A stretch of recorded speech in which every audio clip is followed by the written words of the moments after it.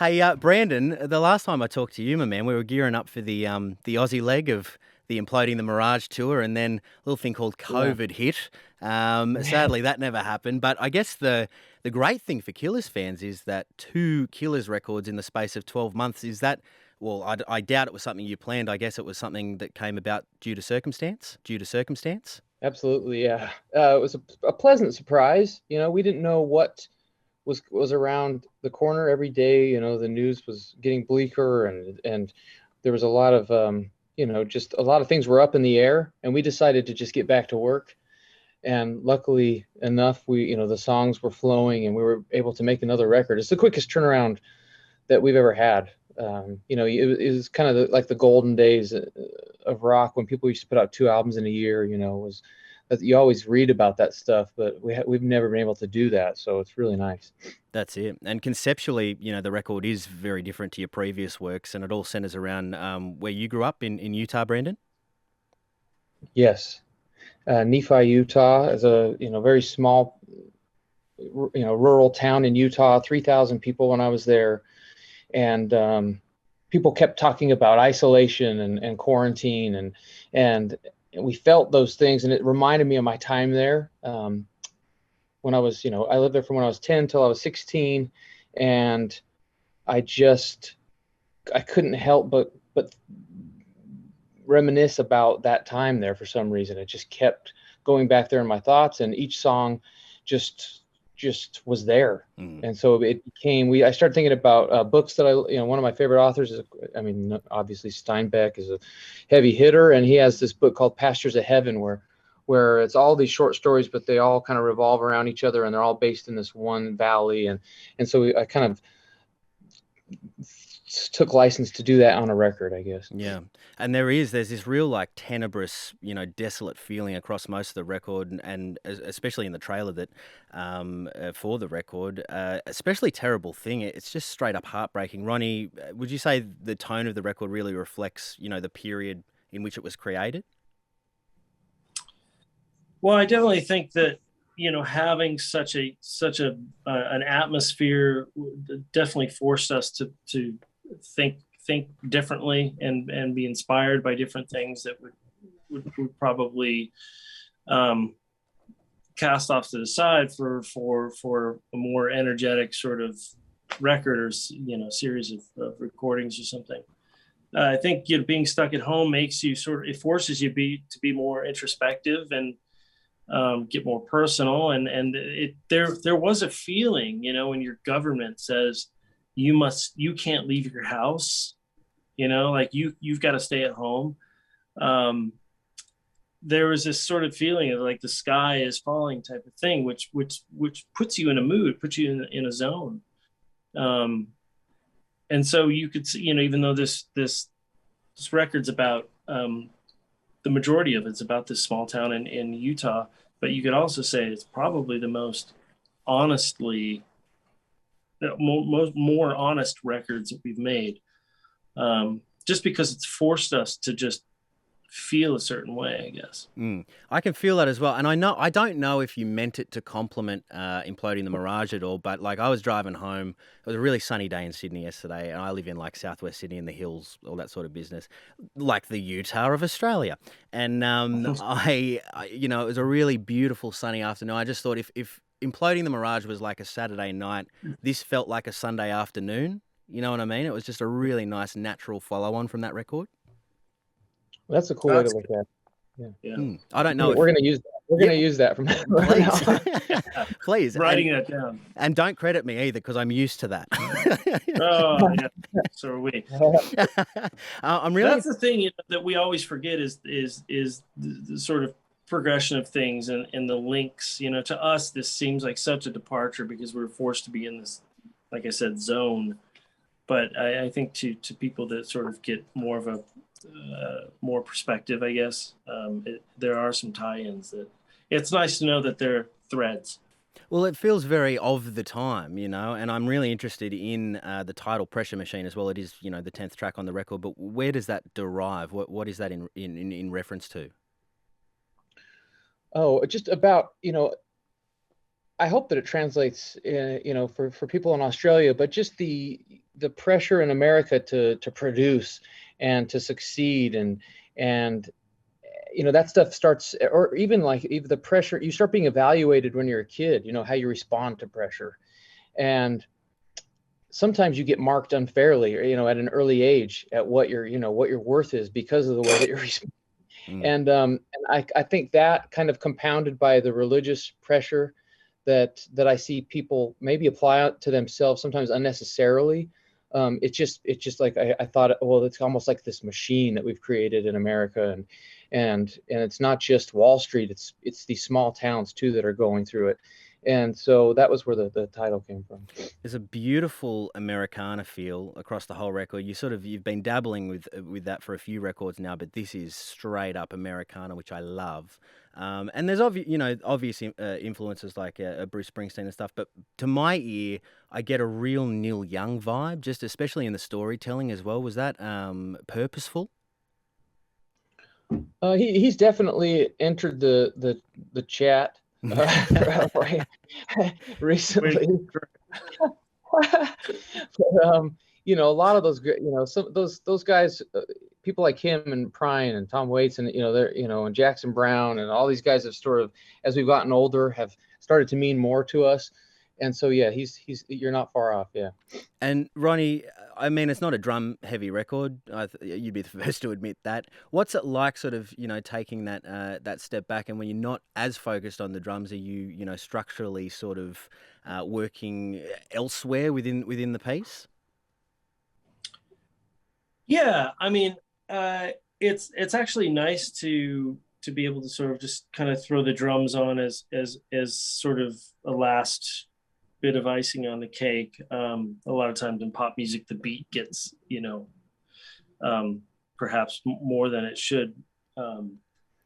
I did some guitarings on this record as well, so it was nice to sort of step into that. Yeah. And it was just, you know, it was that we were just around each other because we couldn't be around anybody else, and we also like each other. We lived 10 minutes away, and so it was just sort of, you know, the doodles and things like that.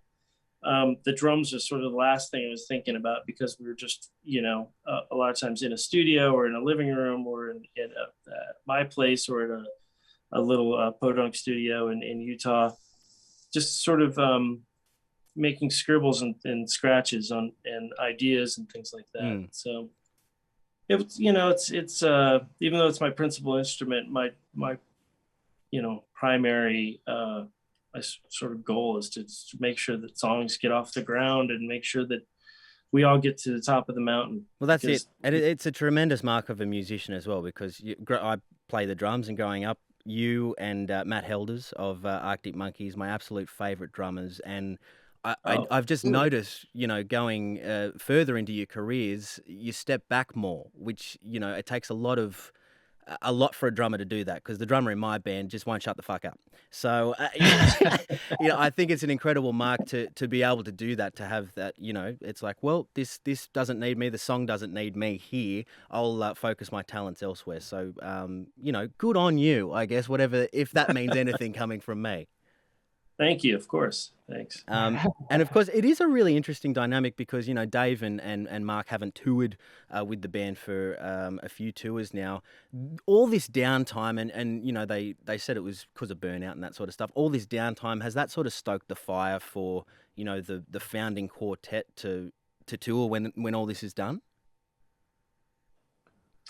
I remember, I won't say who, but I think this downtime, or as I was saying in the last interview, this feeling of the sky is falling really made some people in the band sort of take a few steps back to really to have this perspective of like, wow, we've done something pretty fucking great, and I don't want to take it for granted anymore. And I feel like it's a special thing, and so there's been some, you know, perhaps more introspection than usual within the band. I'm not just calling one person out.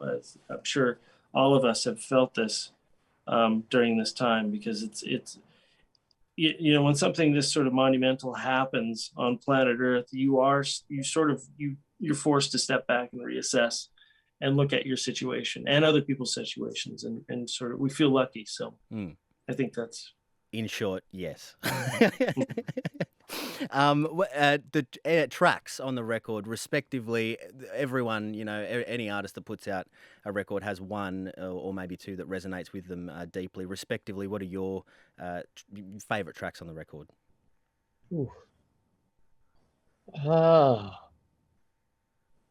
I think I go back to Quiet Town a lot. And then again, going back to a terrible thing is a real achievement, just a personal achievement for me, for us to be able to show that much restraint, because we're so accustomed to writing these big songs. We're in the business of the big time, and so it's like it's tough for us to show that kind of restraint.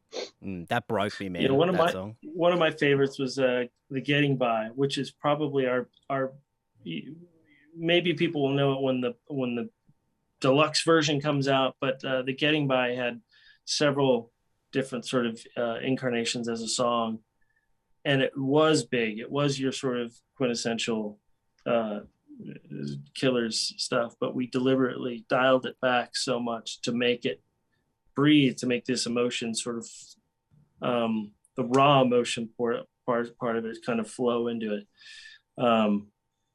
And I was listening to that yesterday, and it's just it's awesome. It's great, and it's great that we also have multiple versions of it. But the one that we chose for the record shows a lot of restraint, but it also might speak the loudest as well. Absolutely. And Pressure Machine is just like, hey, listen to that on repeat for a long time. That's it. I like In the Car Outside. I know you guys didn't ask me, and I'm interviewing you, but I just thought I'd share which one I like the best.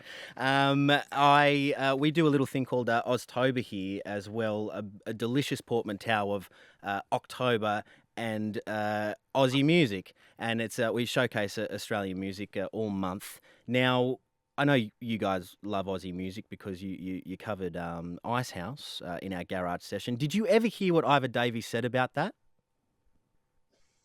No, what I knew he said something favorable. Would you like to hear it from the horse's mouth? I have it. Yeah. Here we go. This is what Ivor Davies said about your cover of Electric Blue. Absolutely my favourite cover version that's ever been done of any of our songs, and have absolute respect for those guys because they're a brilliant band, and I wouldn't have thought it would be something that would pop up under their radar. What about that? That's pretty sweet. Yeah, man. That is pretty sweet. You zoom out and you can see the gun to his head. Is that your favourite Aussie? I'll ask you both, separately. Brandon, is that your favourite Aussie song of all time? And if not, what is? Oh man, now I don't want to say. I don't want to. It's not that I love things everything. It's more than him. Yeah. But I had one prepared because we had done when we did the AFL final, we did Forgotten Years. Yes. And I think that's if you held a gun to my head, I think that's probably my favorite Australian rock and roll song. But man, Electric Blue is damn close. It's like he's already said it. He can't take away the compliment. Don't worry. What about you, Ronnie? Yeah, I concur. Electric Blue is up there, and we're just huge Midnight Oil fans as well as INXS, and there was a bunch of I was sort of thinking about early Aussie punk stuff and about all the punk bands that would go and move to the UK, form in Australia, and then move to the UK. There's just so much great music that continues to come out of Australia as well. It's just, it makes me want to move there. And fair, and we will have you anytime. What is it about the Oils? Because, for us, growing up with the Oils and stuff, I'm pretty sure they only had one big single in the US. I think it was Beds of Burning. Yeah. They're a very parochial band for us, so it always spins our minds when, people from the US or the UK go, oh, we love them. It's because it's so politically charged, but it's so authentically Australian. What is it, about the Oils that, captures your imagination so much? They have this... It reminded me of the Clash or Bob Marley in a sense, where there's this revolution that there's that they seem to be ready to front. You know what I mean? And I think good rock and roll can help, can give you an escape or an outlet. But there's something about great rock and roll that like grabs you by the face and forces you to look at something in a different way. Yeah. And Midnight Oil just does that over and over and over again. It's like relentless, and it takes it takes balls to do that as a band and not try for the hit or to follow the trend. And I just respect that so much about Midnight Oil. Oh, well, good on you. But thank you. I'll play that to them, see what they think. I'm sure they'll be very happy with that assessment of their music. Thank you both so much again, Brandon. Lovely to talk to you again. Very nice to meet you, Ronnie.